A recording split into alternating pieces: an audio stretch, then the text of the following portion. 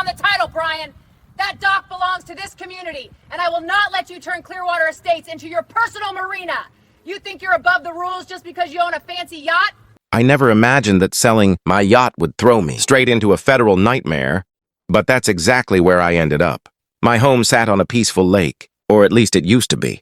Peaceful before the HOA president turned it into her personal kingdom. Her name was Olivia Whitmore, but around the neighborhood everyone just called her Karen, the kind of woman who believed power meant ownership. She controlled everything: lawns, paint shades, mailboxes, even the length of your dock posts. So when I decided to sell my $2.5 million yacht, she completely lost her mind. Within minutes, she was at the marina shouting, waving her phone like a badge, and screaming into it as she called 911, claiming I was laundering money and selling community property illegally. In less than half an hour, flashing red and blue lights filled the calm reflection of the lake. Neighbors peeked out from porches, filming on their phones as if it were an episode of Cops HOA edition. Karen stood there in her signature pink blazer, pacing like a lawyer rehearsing for trial. When the officers approached, she pointed at me and yelled, "That man's selling property that belongs to the HOA. He's committing fraud." I just stood still and said, "Correction. It's my yacht, on my dock, on my land." Officer Barnes, one of the responding cops, glanced at his partner, then back at me. "Do you have proof of that, sir?" he asked calmly. I reached into my truck, pulled out a thick folder I'd been keeping for years. Land surveys, property deeds, all neatly filed. "You'll find everything there," I said. The officer flipped through the papers, nodding. "Everything checks out," he said after a moment.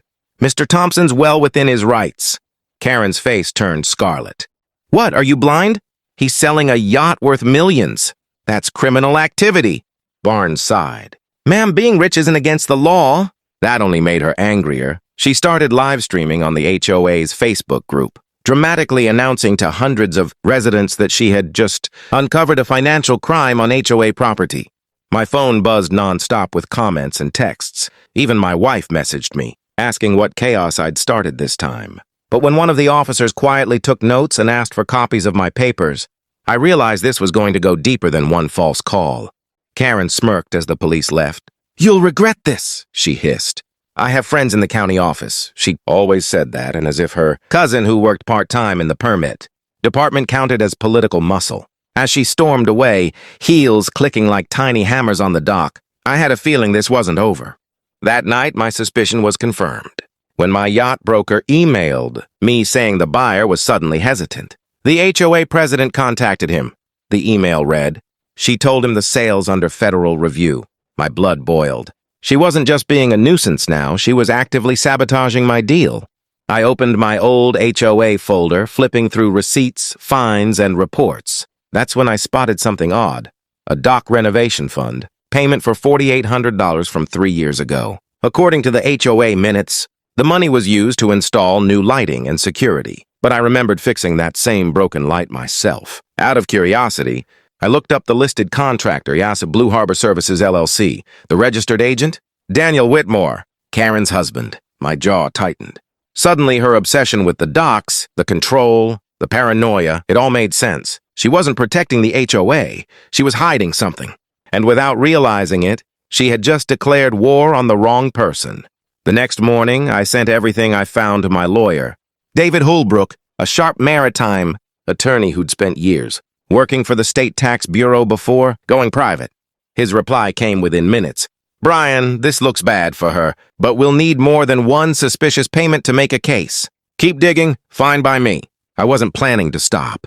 Over the next several days, I quietly collected everything I could get my hands on. HOA budgets, meeting minutes, screenshots of bank statements, and even copies of Karen's Facebook posts, bragging about community improvement, projects that never seemed to exist. Meanwhile, Karen went into full-blown smear campaign mode. She printed flyers accusing me of financial misconduct and hand-delivered them to every doorstep. She even filed a motion to ban me from using the clubhouse. At the next HOA meeting, she stood at the podium like a prosecutor addressing a courtroom. "Mr. Thompson's actions have raised serious ethical questions," she announced dramatically. "We must protect our community from shady financial dealings." I raised my hand calmly. "Are you implying I'm a criminal, Olivia?" Her smirk widened. If the shoe fits, murmurs filled the room. Some neighbors looked uncomfortable, others skeptical. Then Greg, my neighbor from across the street, spoke up. Karen, maybe you're going too far. Brian's lived here for a decade. He's always paid his dues. Maybe you should show us some transparency, instead of attacking him. That single sentence cracked her armor. She stumbled for words, muttered something about protecting property values, and hurriedly ended the meeting. Afterward, Greg caught up with me in the parking lot. She's been skimming money for years, he whispered. My cousin used to do maintenance work here. She never paid him. Said the budget was frozen. But last spring, she bought a new Mercedes. He handed me a small flash drive. You didn't get this from me. That night, I plugged it into my laptop. Inside was a folder full of scanned receipts, fake ones. Same handwriting, different names, duplicate invoices, and payments all leading to Blue Harbor Services. By midnight, I'd compiled a 20-page document outlining what looked like embezzlement and fraud. Karen had called the cops on me for selling my own yacht, but she was the one committing crimes under everyone's nose. The next morning, I met David at his downtown office. He scanned through the papers, nodding slowly. She's cooked, he said. We'll start by sending a cease and desist order demanding the HOA retract their accusations. Then we'll push for a financial transparency audit through the county clerk. If she skipped those filings, she's in serious trouble. As I left his office, something didn't sit right with me. Karen's obsession with my yacht sale wasn't just personal, it felt like panic.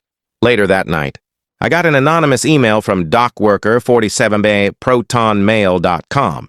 It read, watch your back. Karen's hiding things you wouldn't believe. She's protected by people at City Hall. She knows you're looking. My stomach turned cold. Protected by people at City Hall? That changed everything. I opened the county grant database and searched for Clearwater Estates. Within minutes, I found something shocking. 2 years ago, the HOA had received a $1.2 million grant from the city's infrastructure improvement fund, supposedly for dock repairs and safety upgrades. But nothing had been repaired. The same rusty ladders, same broken boards. And the contractor listed? Blue Harbor Services, again. The registered agent? Daniel Whitmore. My suspicion hardened into certainty. Karen wasn't just pocketing HOA dues. She was laundering city funds through fake companies. The next morning, David filed a formal complaint with the county demanding a financial audit. That afternoon, Karen called me, her voice shrill and furious. You think you can drag my name through the mud? You'll regret this. I stayed calm. If you've got nothing to hide, Olivia, you've got nothing to fear. She slammed the phone down. 2 hours later, a new letter appeared in my mailbox. An HOA fine for defamation of community leadership, totaling $2,500 classic. Karen. But she didn't realize. The game had already changed, because now, she wasn't just up against a homeowner, she was up against the law. That evening, the HOA board held an emergency meeting. I wasn't invited. Of course, but Greg texted me play-by-play updates from inside. She's losing it, he wrote, yelling about traitors and accusing half the board of spying for you. I almost laughed. Her paranoia was unraveling her faster than any investigation could. 2 days later, things took another wild turn. Karen filed a formal complaint with the county assessor's office, claiming my dock was built illegally. She even sent old photos and fake measurements, trying to make it look like I'd expanded my property line. But her plan backfired spectacularly. The county clerk, Linda, was an old friend of mine. She called me directly. Brian, I just got a 20-page complaint from your HOA president, she said, half amused. She's accusing you of coastal encroachment and illegal property use. You know anything about this? I sighed. Yeah, Linda, she's trying to bury me because I caught her skimming funds. Linda chuckled. Well, joke's on her. I've seen your permits. They're spotless. But you might want to know something. Your HOA hasn't filed annual financial audits for 3 straight years. That's a federal compliance issue. That was the moment it clicked. I wasn't the one under investigation anymore. She was. By Monday morning, my lawyer and I had filed a formal whistleblower report with the State Financial Bureau. We attached everything, the fraudulent invoices, the missing audit filings, screenshots of payments, and testimonies from Greg and the maintenance workers. Within 48 hours, I got a call from a woman who introduced herself as Agent Laura Jensen. Her tone was calm but serious. Mr. Thompson, your report matches multiple complaints from other neighborhoods. There's a pattern here. Several. HOAs appear to be funneling city grant money through shell companies. Your case might be the missing piece we need. 2 days later, we met at a lakeside cafe. Jensen wore plain clothes and a badge tucked inside her jacket.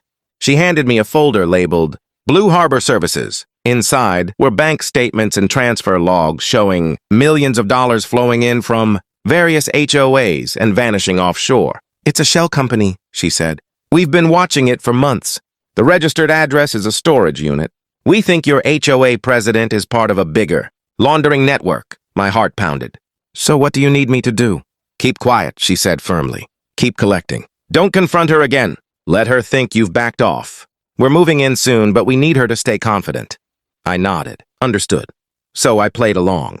A few days later, I showed up at the community dock cleanup event Karen had organized. She was all smiles, pretending the past week hadn't happened. Glad to see you finally cooperating. Brian, she said sweetly, handing me a pair of gloves. Just trying to be a good neighbor, I replied, smiling back. But behind her forced grin, I could see it, the flicker of nervousness in her eyes. She kept whispering to her assistant, glancing toward the clubhouse where stacks of files were piled up near the window. That night, Greg texted again. She's shredding documents. I just saw her hauling boxes into her car. I didn't waste a second. I called Agent Jensen immediately. Within hours, her team secured a court order to preserve the HOA's financial records. The next morning, 2 county officers arrived at the clubhouse with a warrant. Karen tried blocking the doorway. You can't come in here without authorization. One of the officers held up the signed order. Ma'am, this is authorization. Her face went pale as they carried out boxes of files, laptops and hard drives. Later that afternoon, she marched straight to my driveway. Mascara smudged, heels clacking like gunfire. You did this, she shouted. You think you can humiliate me in front of the entire neighborhood? You're finished. I crossed my arms, staying calm. Funny, I said. That's what you said when you called the cops on me for selling my own yacht. Turns out the real criminal wasn't me. Her voice cracked. You don't know what you're talking about. Oh, I think I do, I said quietly. And so does the State Financial Bureau. For the first time, she had no comeback, just silence. The sound of someone realizing their little empire was beginning to crumble. 2 mornings later, I got a knock on my door that made my heart race. When I opened it, 2 federal agents stood there. One of them was Agent Jensen. The other introduced himself as Agent Cooper from the Financial Crimes Division. Mr. Thompson, Cooper said, flipping through a small notebook. We just wanted to thank you for cooperating. You've done the right thing. What you've uncovered isn't just HOA fraud. It's part of a multi-community laundering ring. We'll be taking it from here. My eyes widened. You're saying there are others like Karen? Jensen nodded grimly.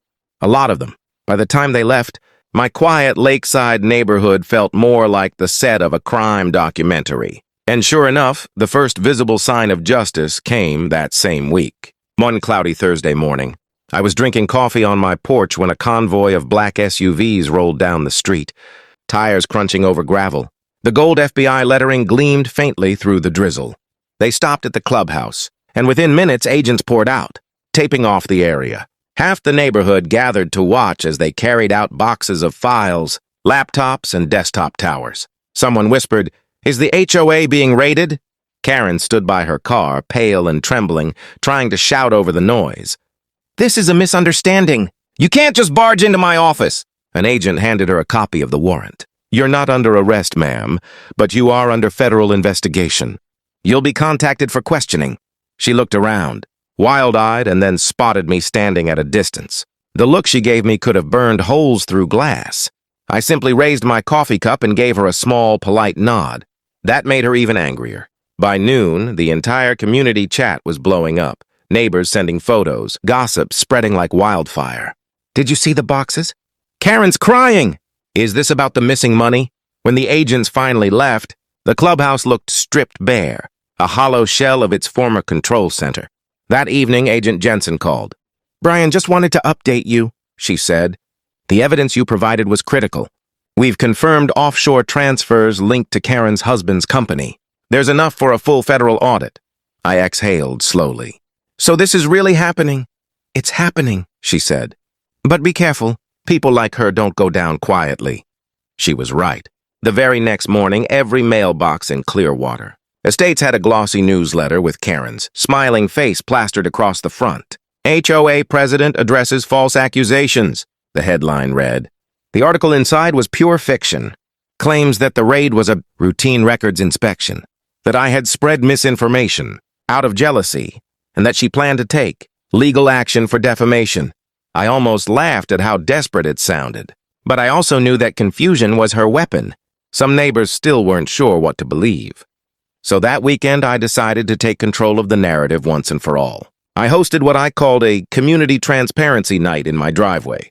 I rented a projector, set up folding chairs, and ordered pizza and sodas. Dozens of residents showed up, partly curious, partly eager to see what I'd reveal. When everyone settled down, I stepped forward. I'm not here to point fingers, I began. I'm here to show you the truth. I clicked play. On the screen flashed images of HOA checks made out to Blue Harbor Services, each one signed by Karen. Then came the bank. Transfers thousands of dollars wired to offshore accounts. Finally, I displayed internal emails showing Karen instructing her assistant to move the remaining grant funds before the audit. The crowd gasped. One neighbor shouted, "She actually did it." Another muttered, "I knew she was shady, but this..." When the presentation ended, the air felt electric. Greg stood up and said, "I motion that we suspend the current HOA board pending investigation." Dozens of voices echoed, "Seconded!" And just like that, in one spontaneous vote under the glow of a projector, Karen was officially out. But little did I know the real fireworks were still ahead. The following morning, I woke up to chaos echoing down the lakefront road. Engines rumbling, radios crackling, and the unmistakable thud of tactical boots on pavement. When I stepped outside, I counted 6 black SUVs, a white van marked IRS, Criminal Investigation Division, and 2 county sheriff cars blocking the street. The feds were back. Karen had already been taken down, but apparently her little empire ran deeper than anyone imagined. Word spread that several HOA board members and even a local city inspector might be involved. Within minutes, agents swarmed the clubhouse again. Neighbors came pouring out of their homes, coffee mugs in hand, pretending to walk their dogs just to watch the drama unfold. Right in the middle of it all stood Daniel Whitmore, Karen's husband, dressed in his pastel polo and gold watch, trying to talk his way out of trouble. "This is private property," he barked. "You can't just barge in here." One of the agents flashed a warrant. "We can, sir. Signed by a federal judge. Step aside." Daniel's smug grin disappeared as fast as his color. "What's this about?" he asked weakly. "Embezzlement, wire fraud, and misuse of federal funds," the agent replied. That was the moment he froze, like a deer in headlights. The agents broke into the back office. Karen used to call her administrative suite. Inside, they found a hidden safe, stacks of cash boxes, and folders labeled Project Marina Expansion. Every paper, every hard drive, every receipt, all of it hauled out as evidence. One agent muttered into his radio, "We've traced $4.3 million through HOA payrolls statewide. Same shell companies. Same offshore accounts." My jaw nearly dropped. $4 million. Karen wasn't just a control freak. She was the front for a statewide laundering operation. The moment turned cinematic when Daniel panicked and tried to flee.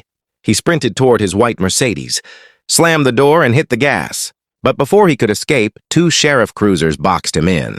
"Out of the vehicle!" agents shouted. He stepped out trembling, shouting, "It was all her idea! I didn't do anything!" The agents didn't even flinch. "You can tell that to the judge," one of them said flatly as they cuffed him in front of the entire neighborhood. Half the residents were filming. One teenager even did a TikTok dance in the background. It was poetic, absurd, and perfectly fitting for the chaos Karen had built. By the end of the day, every board member was under investigation. Their cars impounded, their files seized. Local news trucks crowded the entrance, and a reporter stuck a microphone in Greg's face. "Sir, what do you make of all this?" Greg grinned. "Karen once fined me for parking too close to the curb. Turns out she was stealing millions." "Go figure." The crowd erupted in laughter. Then the reporter turned to me. "Mr. Thompson, as the homeowner who first reported these irregularities, how does it feel to see this unfold?" I took a deep breath, glancing toward the shimmering lake. "Honestly," I said, "I didn't expect justice to show up wearing FBI jackets, but I'll take it." The quote made that night's headline. That evening, I couldn't sleep. Even with the noise gone and the feds packing up, The image of agents hauling boxes replayed in my head like a movie. I wandered down to the dock, the moonlight rippling across the water. To my surprise, Agent Jensen appeared beside me. "Couldn't sleep either?" she asked softly. I smirked. "Guess we're both running on adrenaline." She nodded, her gaze fixed on the calm water. "It's not over yet, Brian. Karen and Daniel are just part of a network. We've traced similar shell companies in Tampa and Tallahassee. Looks like your HOA was one link in a much bigger chain." My stomach sank. "So this wasn't just about a yacht sale?" She shook her head. "No, but your persistence cracked it open. Without your evidence, we might never have found the others." We stood there for a long time in silence, listening to the gentle waves lapping against the pier. When she finally left, she turned back with a faint smile. "You know," she said, "you could have just ignored her. Let her rant, let her call 911 and moved on." I chuckled quietly. "Yeah, I tried. But Karen doesn't stop until you stop her," Jensen smiled. "Well, consider her stopped.